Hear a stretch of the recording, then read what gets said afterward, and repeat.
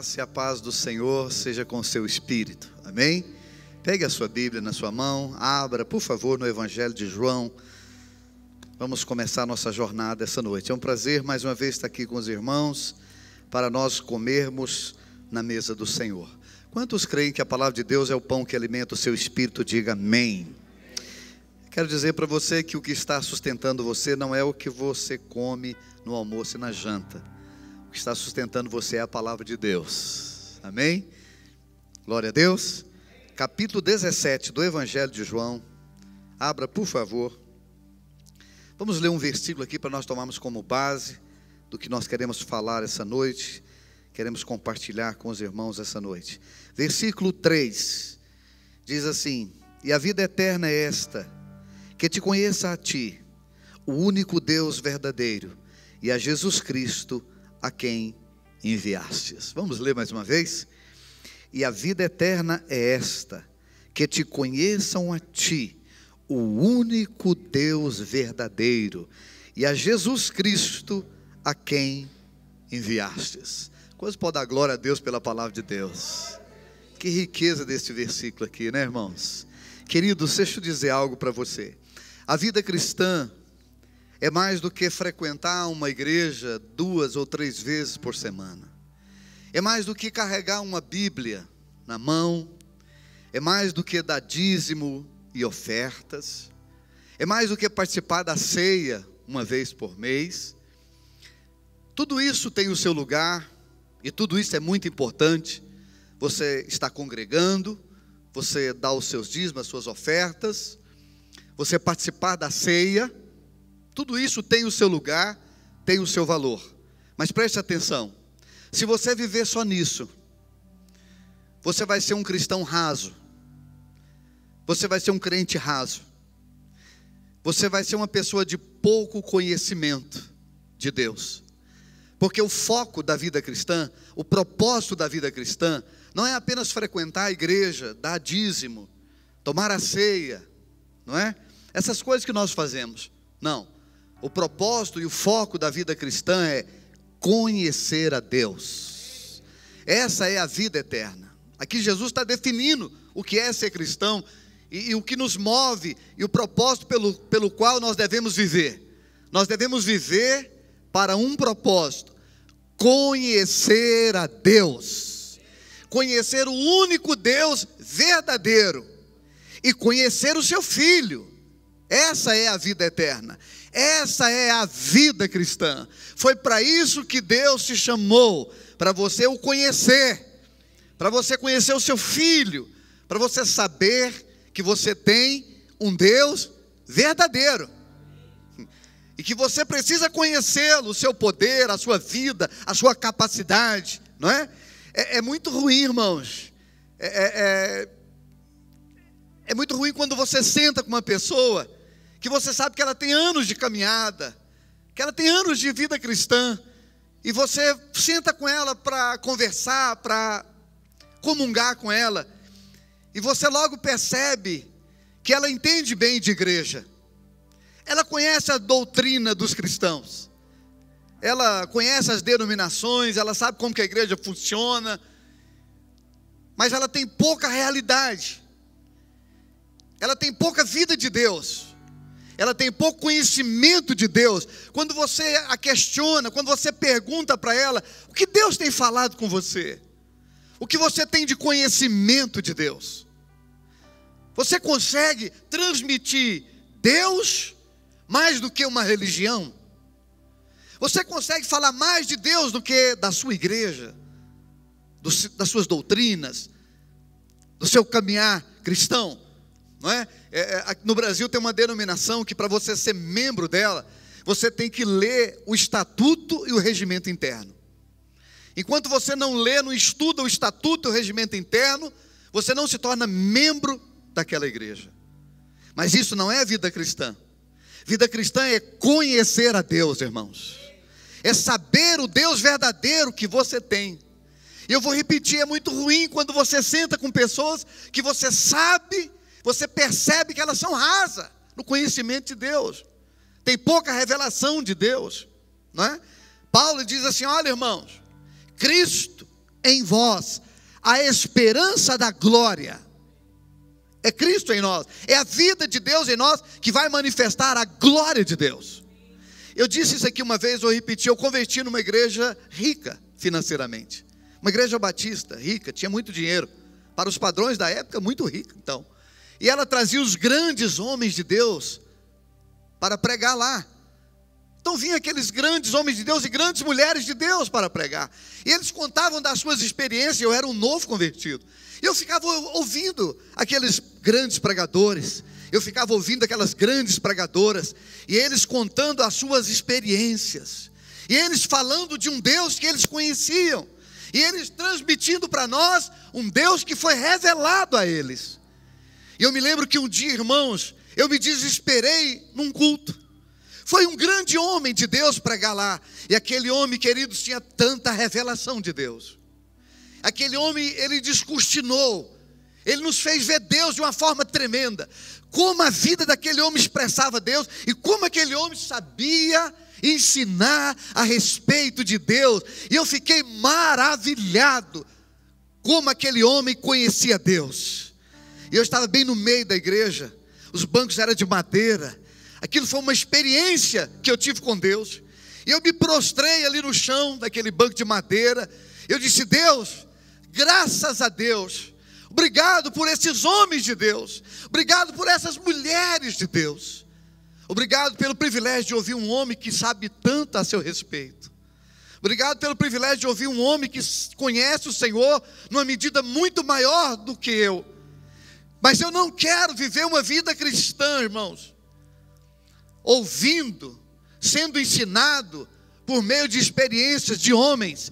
Eu disse para Deus naquela noite: eu quero ter as minhas experiências com o Senhor, eu quero conhecer o Senhor. Queridos, eu queria te despertar essa noite, para você ter esse desejo, essa fome, de não depender de aprender a respeito de Deus, pela experiência do outro. Tenha a sua experiência, busque a Deus, conheça você mesmo a Deus. E a vida eterna é essa, que te conheçam a ti. Esse é o seu propósito de vida, esse é o seu foco, esse é o seu objetivo. Você precisa conhecer a Deus. E Jesus diz: o único Deus verdadeiro. Mahatma Gandhi diz que se os cristãos conhecessem o Deus que eles pregam, ele já teria ganhado o mundo para Deus. Se nós conhecêssemos a Deus, o Deus que nós tanto pregamos, o Deus que nós tanto falamos dele no Facebook, o Deus que nós tanto falamos dele no Twitter e nas redes sociais, se nós conhecêssemos de fato esse Deus, nós já havia virado este mundo de cabeça para baixo, queridos. É interessante, ontem eu estava meditando na palavra, levantei cedo, fui lá para a sala da casa do pastor Luiz, e eu estava meditando na palavra, e o Espírito Santo começou a falar comigo sobre essas coisas, sobre conhecer a Deus, conhecer Jesus. Irmãos, eu vou repetir, é horrível, quando você senta com uma pessoa que tem 10 anos de igreja, 20 anos, 15 anos de igreja, e você não consegue receber revelação, receber pão vivo, receber a vida de Deus dele. Você comunga com ele, mas você não consegue ver nele que ele de fato e de verdade conhece a Deus e pode te ajudar a conhecer a Deus. Paulo ficou anos desejando ir à igreja de Coríntios, porque na igreja de Coríntios tinha um grupo de irmãos, que tinha muita teoria.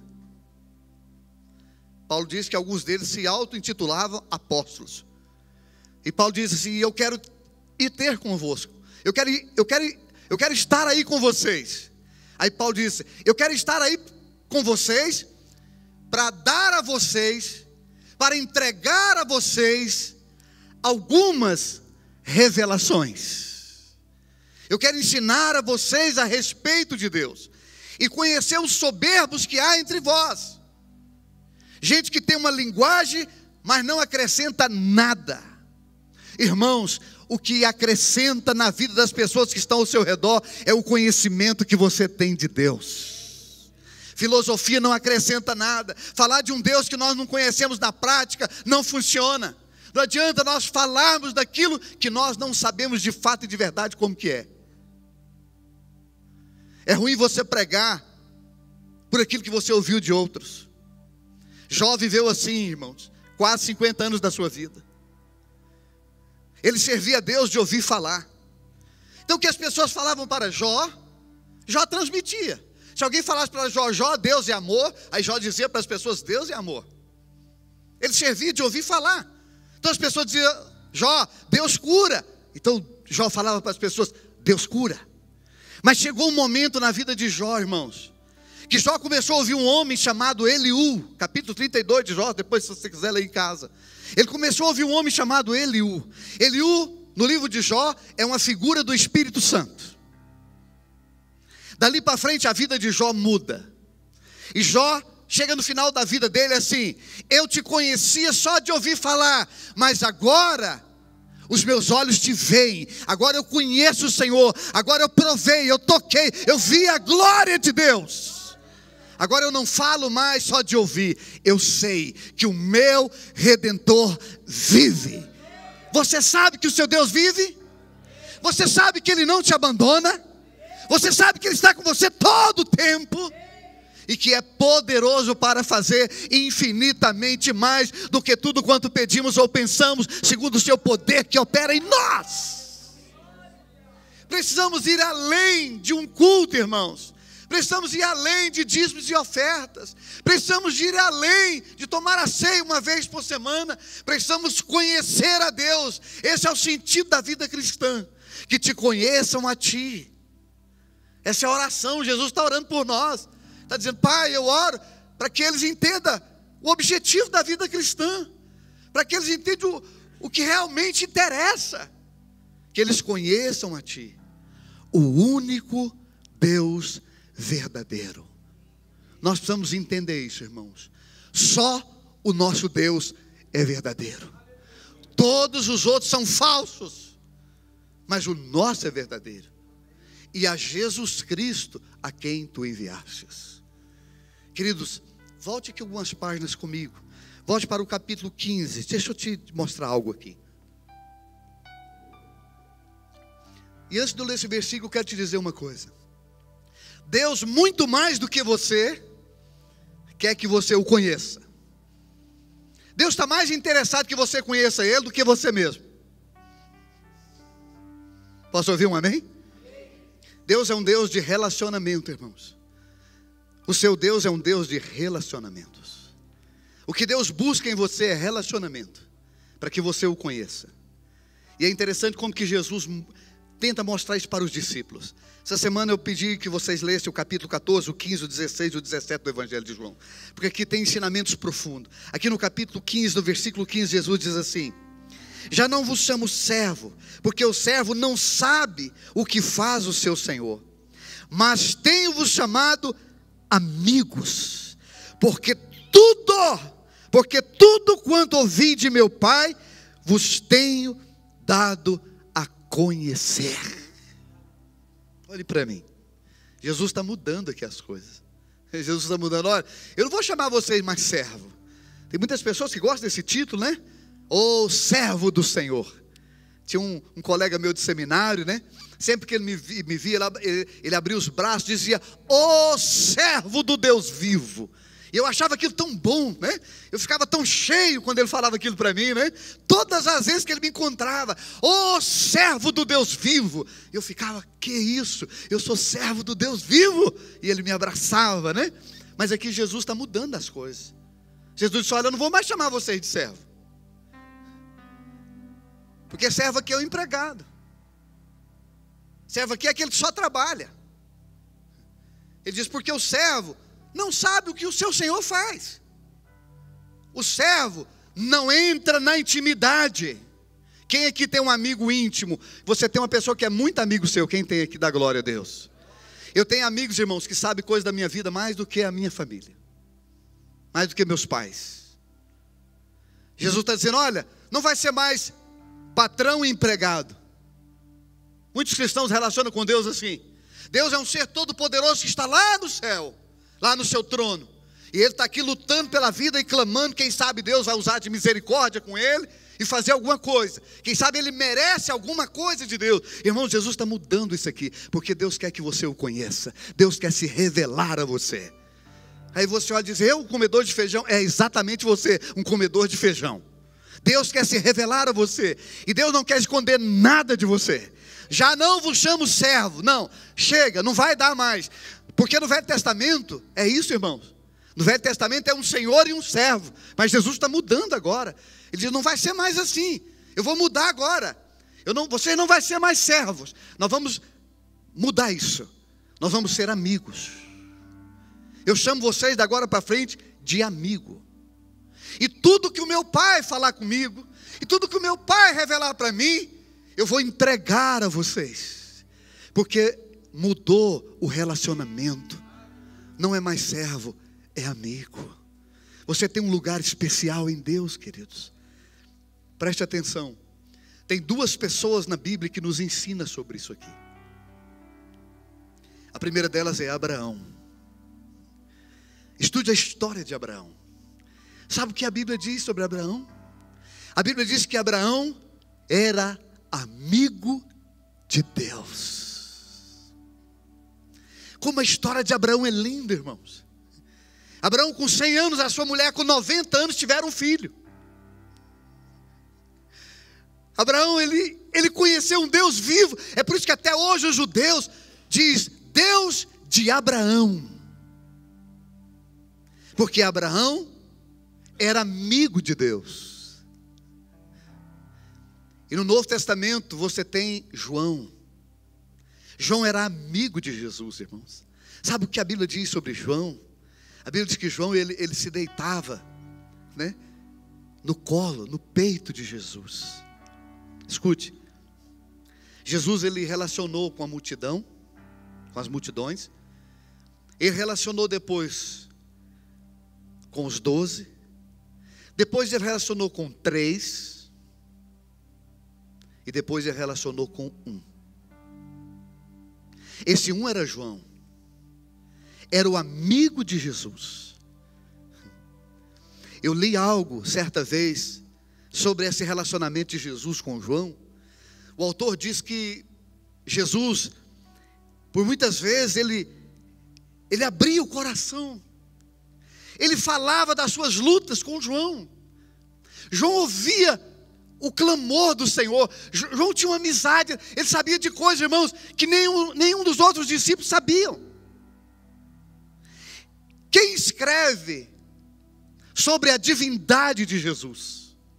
Quem revela Jesus como Deus? João. Quem ensina com muita propriedade sobre o amor de Deus? João. Porque vivia na intimidade, porque era amigo de Deus. Se olha para Abraão, irmãos, é uma vida de poder. Se olha para Abraão, é uma vida extraordinária, porque ele se tornou amigo de Deus. Era um homem de altar, era um homem de relacionamento. Queridos, escute, Deus quer você no relacionamento. Deus não quer você na religião, no sistema. Deus quer você no relacionamento com Ele. Deus quer tratar com você. Deus quer sentar à mesa com você. Deus quer ser amigo de você. Deus quer contar coisas para você, irmãos. Escute, eu falo muito isso. Graças a Deus pelos pregadores que usam esse espaço aqui e que ministram na sua vida. Mas eu vou te dizer algo. Tem coisas que Deus nunca vai te revelar através de um pregador, porque Ele quer ser seu amigo. Tem coisas que Deus quer falar no seu ouvido. Ele quer falar com você. Eu não vos chamo mais servos, não, agora é amigo, porque eu quero revelar para vocês tudo. Deus não quer esconder nada de você. Posso ouvir um glória a Deus, irmãos? Deus não quer esconder nada de você. Amém, queridos? O problema é que nós não fomos ensinados. O problema é que nós não estamos atentos para isso. Nós ainda não aprendemos uma vida cristã baseada no relacionamento, baseado no dar e receber, baseado na comunhão com Ele, onde eu sei que Ele é meu amigo, onde eu sei que Ele está me assistindo, onde eu posso ficar na intimidade com Ele, falar com Ele e Ele falar comigo. Hoje de manhã eu estava confessando algumas coisas ao Senhor, lá no mesmo lugar de sempre da sala. Lá tem uma poltrona muito boa, eu fico até rico naquela poltrona. E hoje eu estava abrindo meu coração com Deus, num período de confissão. Sabe aquele momento, irmãos, que Deus vem, que parece que derrama um balde de água fria sobre você? Quem já teve essa experiência? Aquele refrigério. Teve uma hora, irmãos, que eu me senti tão confortável. Deus estava cuidando de mim. Veio um bálsamo, veio uma glória sobre mim. Sabe, eu senti que o Senhor estava me abraçando. Deus chamou você para ser seu amigo. Deus quer um relacionamento. Deixa eu ler um texto com você em Oséias. Abra sua Bíblia comigo em Oséias. Olha que texto maravilhoso. Oséias capítulo 6. E a vida eterna é essa: que te conheçam a ti, o único Deus verdadeiro, e a Jesus a quem tu enviastes. Abra sua Bíblia em Oséias do capítulo 6. Quem achou, dá glória a Deus. Versículo 3. Conheçamos e prossigamos em conhecer o Senhor. Como a alva, a sua vinda é certa, e Ele descerá sobre nós, como chuva serôdia que rega a terra. Conheçamos. Quem aqui já conhece, dá glória a Deus. Não pare, prossiga em conhecer, porque a sua vinda, porque Ele vai vir, porque a sua vinda é certa. Irmãos, quando você não desiste dessa caminhada de conhecer, de estar relacionando, de estar buscando, de estar querendo a cada dia mais. Eu tenho dito muito pelo Brasil onde eu tenho andado. É tempo, irmãos, de nós cuidarmos mais da nossa comunhão íntima com Deus, porque Ele está vindo, queridos. Ele está chegando, mas Ele está chegando para um tempo especial. Ele está chegando para um tempo de chuva. Pastor, chuva na Bíblia fala de quê? Olhe para mim, queridos. Chuva na Bíblia fala de prosperidade. Chuva na Bíblia fala de bênçãos. Chuva na Bíblia fala de uma visitação, porque você e eu, nós somos a terra. E quando a água cai na terra, produz fruto. Quando a água cai na terra, tem vida. Conheçamos, mas prossigamos em conhecer. Não fique satisfeito com o seu nível. Vou repetir: não viva satisfeito com o seu nível. Em Deus sempre tem mais, irmãos. É interessante. É bom você dar água para quem tem sede, mas é maravilhoso você dar comida para quem tem fome. Eu estava na Índia, em Mumbai, num hotel muito bom. A Índia foi colonizada pelos ingleses. Então os hotéis lá, quando você está dentro do hotel, parece que você está na Inglaterra. É a mesma arquitetura, aqueles elevadores ainda de vidro e de madeira. E eu peguei o elevador e desci e saí fora do hotel. E percebi que logo assim, depois de alguns metros para fora da porta principal do hotel, tinha uma fita. E eu perguntei por que daquela fita.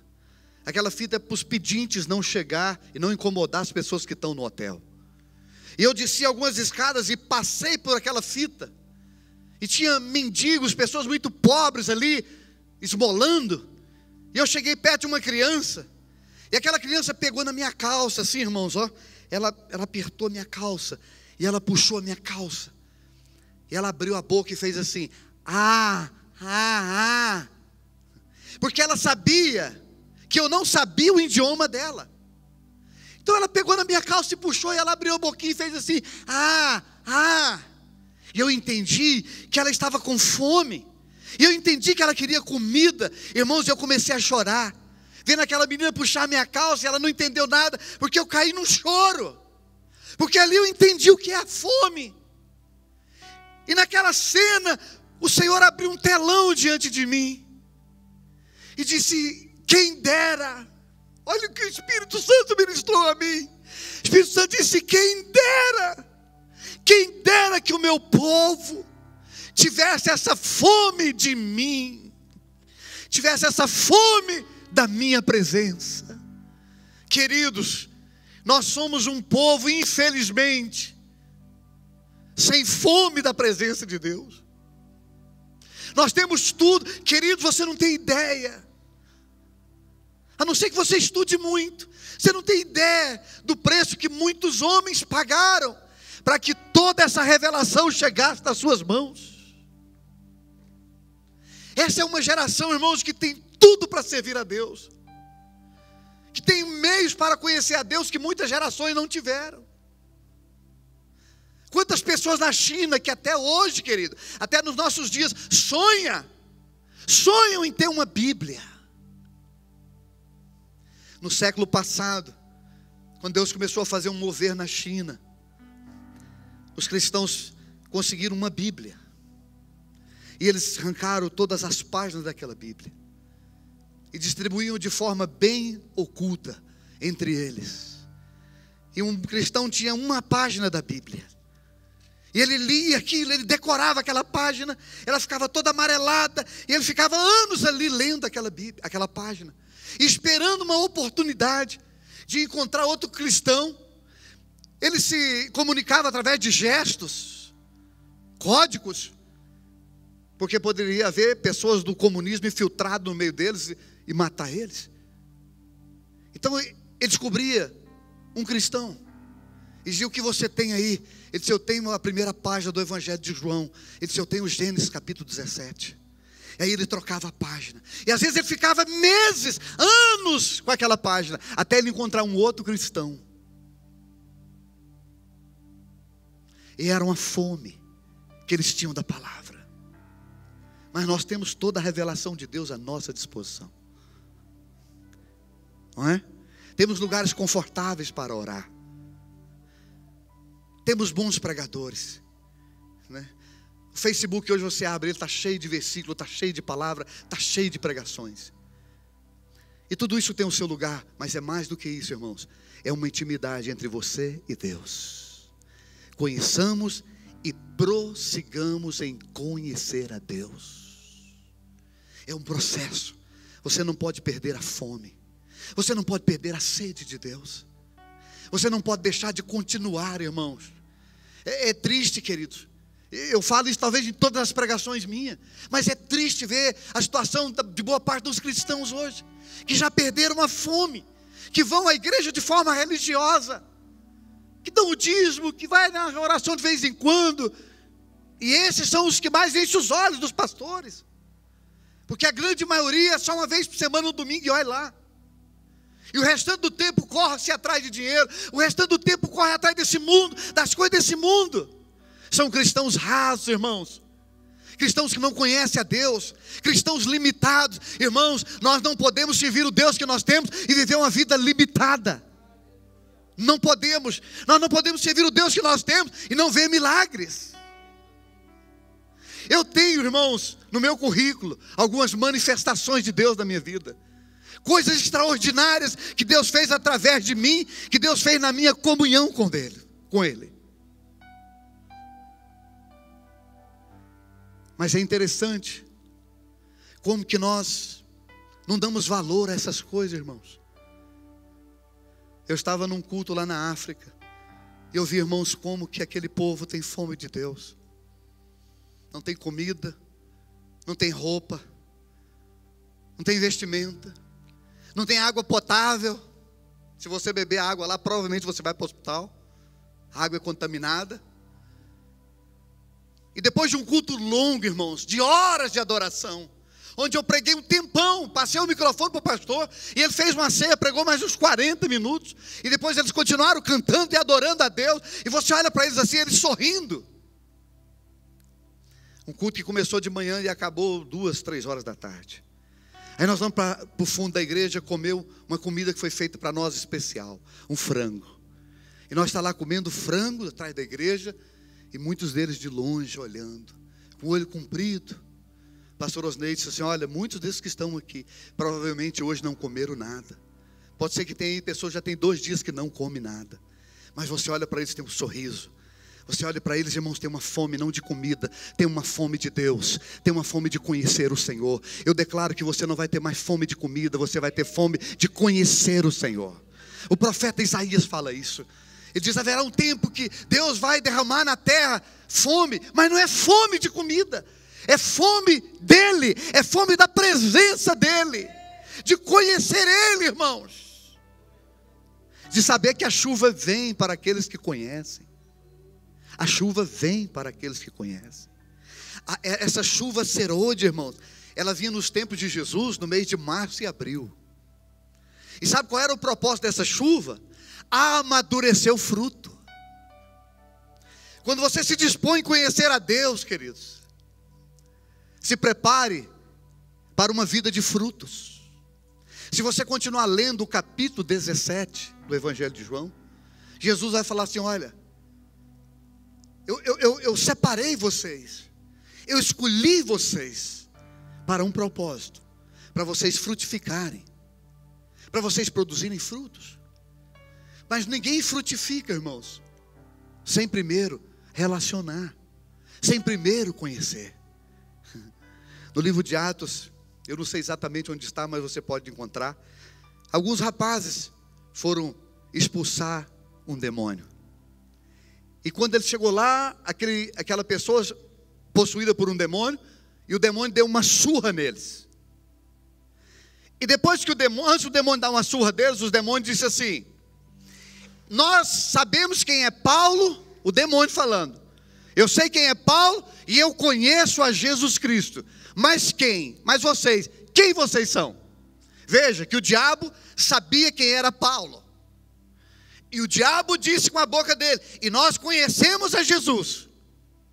Mas vocês, quem vocês são? Porque aqueles homens queriam usar o nome de Jesus.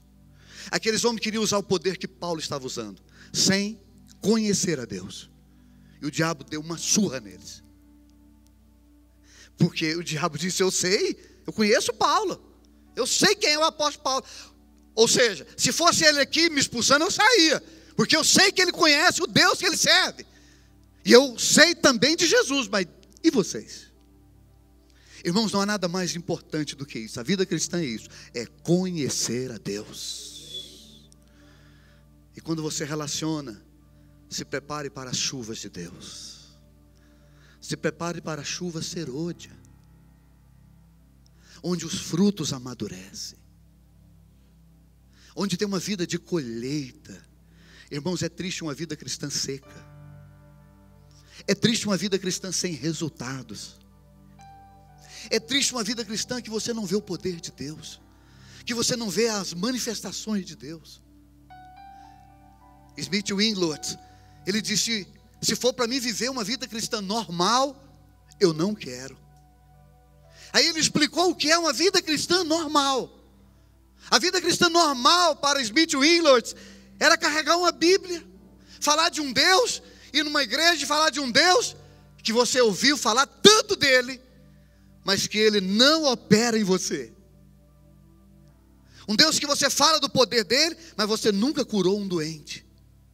Um Deus que você fala do poder dele, mas você nunca levantou um morto.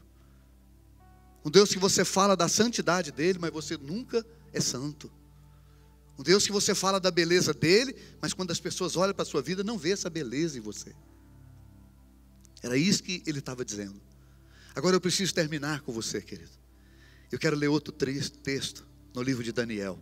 Passa um pouquinho, volte um pouquinho para Daniel, está aí pertinho, profeta Daniel, no capítulo 11.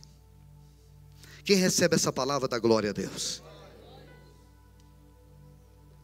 Enquanto você vai abrindo, diga comigo: a vida cristã é conhecer a Deus, o único Deus verdadeiro, e a Jesus, a quem o Senhor enviou. Irmãos, eu não aceito uma vida cristã sem conhecer a Deus. Eu não quero uma vida religiosa para mim. Eu quero manifestações de Deus na minha vida. Eu tenho uma prima muito católica, praticante, que tem um caráter que bate caráter de muitos crentes. E ela começou a me seguir nas redes sociais. E outro dia ela me pediu o meu WhatsApp. E ela perguntou assim: você manda mensagens pelo WhatsApp? Eu disse: nem sempre, mas eu mando. Ela disse: eu quero que você mande as mensagens para mim. E eu comecei a mandar minhas mensagens para ela. Link das minhas pregações. E nós começamos a conversar. Esses dias atrás, ela falou algo que mexeu comigo, queridos. Ela disse assim: depois que eu comecei a te seguir pelas redes sociais, depois que nós começamos a trocar mensagem, ela disse assim: eu estou conhecendo Deus melhor. Por um lado eu fiquei feliz, porque eu estou ajudando ela a conhecer a Deus melhor. Ela disse assim para mim: você sabe que eu sou católica, né? Eu falei: e daí? Não, porque você é evangélico. Eu falei: e daí? Eu não sou evangélico, eu sou filho de Deus. Ele disse: olha, mas eu vou continuar na igreja católica. Eu falei: tudo bem, mas não busque conhecer o catolicismo, busque conhecer a Ele. Não busque conhecer a igreja evangélica, busque conhecer o Deus da igreja evangélica.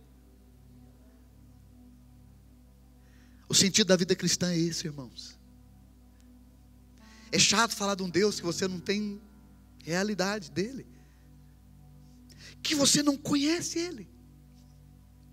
Pedro andou com Jesus 3 anos, quase 3 anos e meio. E quando Pedro negou Jesus, ele teve grandes problemas, porque disseram para ele assim: não, você é um deles sim. O seu modo de falar é igualzinho a ele.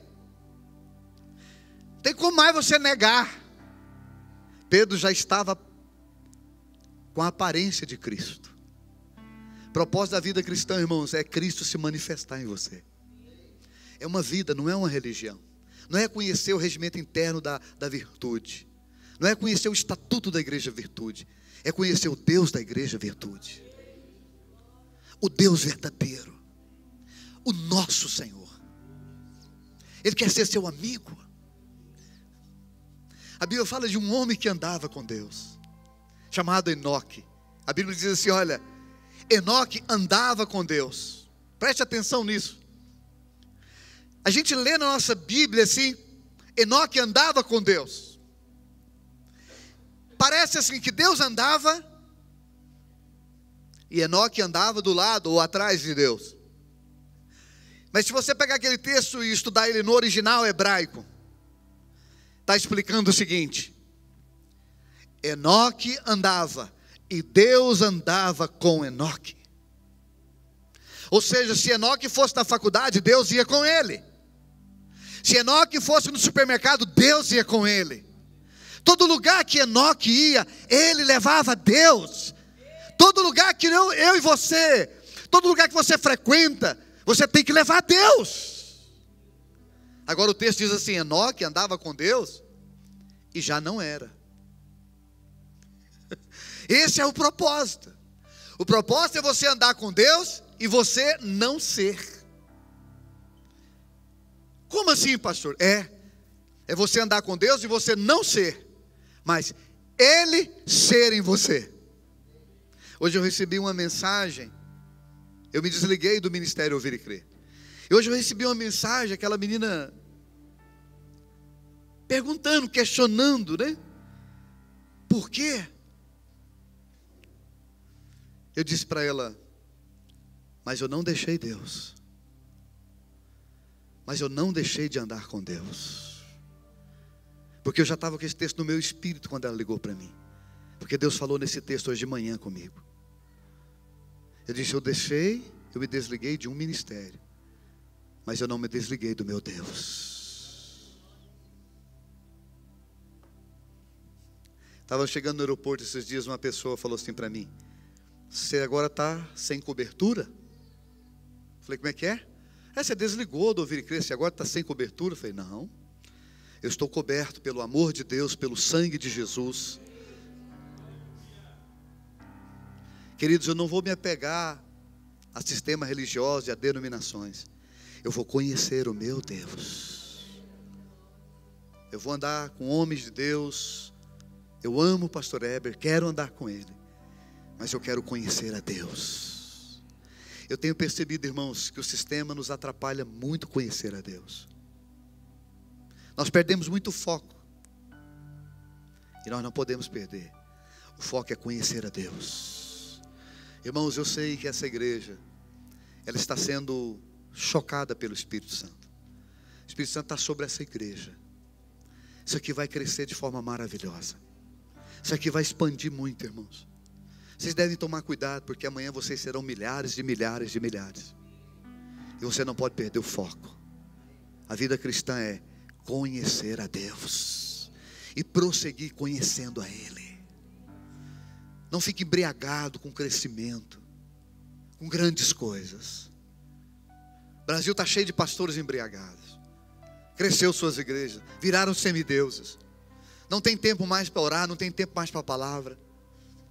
Não tem tempo mais para andar com Deus como amigo, né? Eu tenho um irmão que trabalha entre os índios. Ele trabalha com 8 tribos de índios. Faz um trabalho extraordinário no meio dos índios. Ele disse, quando eu vou para lá, Deus fala tanto comigo. Porque lá eu tenho tempo.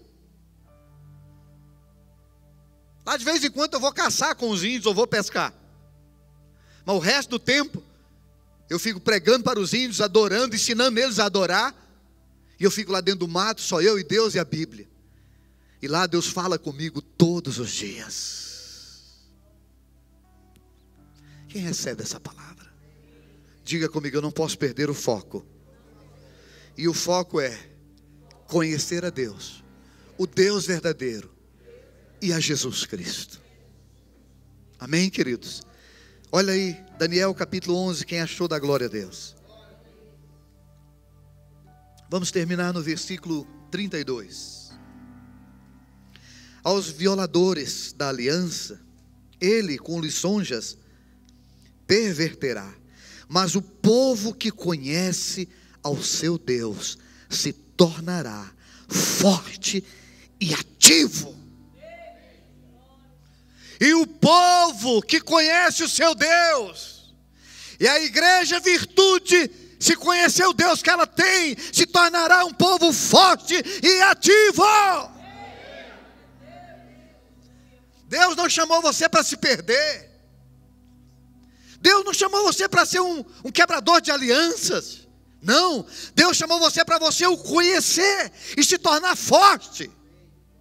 E mais do que isso, se tornar ativo. Irmãos, quanto mais você relaciona com Deus, mais você ativa os seus dons. Quanto mais você relaciona com Deus, mais você ativa o seu ministério. Quanto mais você relaciona com Deus, mais você ativa o poder de Deus em você. Porque Jesus disse, quem crer em mim, e agora eu vou ajudar Jesus nesse texto. Quem conhece a mim, como diz as Escrituras, do seu interior ativa o poder, a vida, a manifestação desse Deus. Por 3 vezes, escute isso, por 3 vezes, eu estou terminando agora. Por 3 vezes, Paulo foi confundido com Deus. Acharam que ele era Deus. Tamanha foi a manifestação de Deus na vida dele. Certa vez uma víbora picou ele. E aquela víbora pica Paulo. E Paulo sacode aquela víbora. E tem um monte de gente ali ao redor. E começa aquele coro: vai morrer, vai morrer. Todo mundo esperando que Paulo morresse. E Paulo não morre. Sacode aquela víbora. Continua vivo. Jesus diz que aquele que crê nele, nem o veneno mortífero consegue matá-lo. Aí eles olham para Paulo e dizem: isso é um Deus que está entre nós. Tem um homem, irmãos, Sadhu Sundar Singh. A história desse homem é maravilhosa. Estude a história desse homem. Talvez um dos homens que mais conheceu a Deus nessa terra. Sadhu Sundar Singh. Um indiano. Filho de família nobre, de casta alta na Índia. conheceu Jesus, Jesus se revelou a ele, teve um encontro com Jesus, se converteu. Os pais hindus. Aí o pai dele expulsou ele, porque no hinduísmo, quando uma pessoa se converte a Cristo, é expulso da família.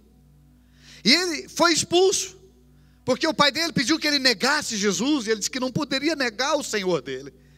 Aí o pai dele disse: não, você vai ser expulso da família, mas você vai ser expulso como você veio.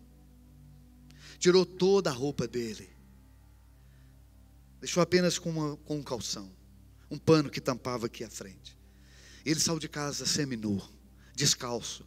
E como ele era de família nobre, ele nunca andava sem calçado. Então os seus pés eram finos. E o pai dele expulsou ele. A Índia faz muito frio. E ele começou a andar pelas montanhas, pregando o evangelho. E os pés dele começou a rasgar, porque era muito fino. Então como que as pessoas sabiam onde Sadhu Sundar Singh estava? Pelo rastro de sangue. Seus pés cortavam, e ele andava nas montanhas e o sangue ia ficando. E eles sabiam, por aqui passou o Sadhu Sundar Singh. Esse homem, irmãos, ele andou tanto no poder de Deus. Certa vez ele chegou numa cidade para pregar, e eles apedrejaram aquele homem, deram pauladas, pedradas nele, pegaram ele como morto e jogou fora da cidade, porque ele não era digno nem de morrer dentro da cidade. Para todos ele estava morto, todo apedrejado, várias pauladas, colocaram ele fora da cidade. Algumas horas depois, toda aquela cidade tem uma grande surpresa. Na rua principal da cidade entra Sadhu Sundar Singh, andando e pregando em voz alta o evangelho de Jesus Cristo. Sabe o que a história diz, irmãos? Toda aquela cidade, é uma tribo na verdade, toda aquela tribo se converteu a Jesus Cristo. Mas sabe o que eles pensaram? Eles pensaram que Sundar Singh era Deus. E aí ele explicou para eles: não, eu não sou Deus, mas há um Deus em mim, que é o Deus verdadeiro e poderoso. Um povo que conhece o seu Deus se tornará. Tem que conhecer para se tornar. Tem que relacionar para se tornar. Tem que tocar nele para se tornar. Tem que andar na intimidade com ele para se tornar. Tem que ser amigo dele para se tornar. Tem que receber dele para se tornar. Tem que provar dele para se tornar.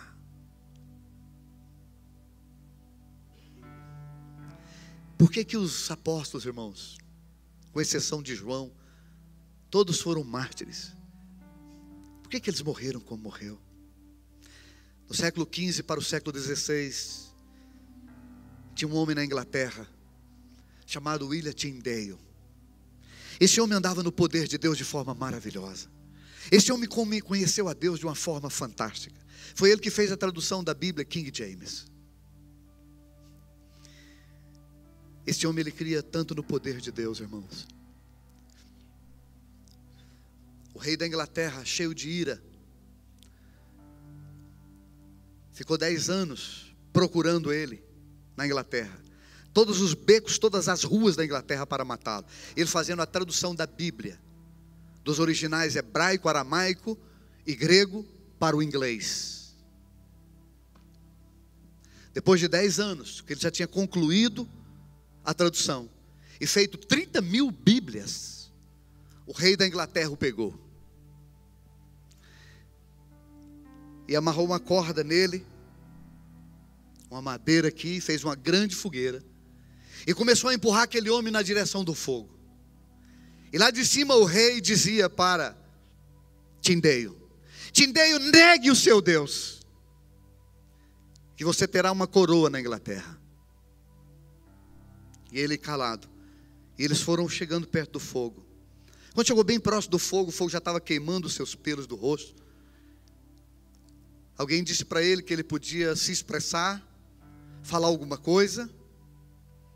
Ele disse: Senhor, abra os olhos do rei da Inglaterra. E eles ficaram tão irados que empurrou ele para dentro do fogo. Sabe o que a história diz sobre Tindeio? Tindeio, certa vez, ele pregou, irmãos. Era a pregação que Tindeio mais pregava, era aquele texto que diz que se você crer no Senhor, se você confiar nele, ainda que você passe pelo fogo, você não se queime. Aquele era o texto preferido de Tindeio. E Tindeio foi colocado dentro do fogo. E a história conta que o fogo queimou todo o seu corpo. E não houve um grito de dor. Porque Tindeio conhecia o seu Deus e cria na sua palavra. Um povo que conhece o seu Deus é um povo forte, é um povo ágil. Conheçamos e prossigamos em conhecer o Senhor. E a vida eterna é esta: que te conheçam a ti, o único Deus verdadeiro, e a Jesus a quem tu enviastes. Já não vos chamo servos, porque o servo não sabe o que faz o seu Senhor. Eu vos chamo amigo, porque tudo quanto o meu Pai é, eu vou contar para vocês, eu vou revelar para vocês. O segredo da vida cristã, irmãos, chama-se relacionamento com Deus. Quem recebe essa palavra dá glória a Deus. Assentado mesmo enquanto o instrumento toca, coloque.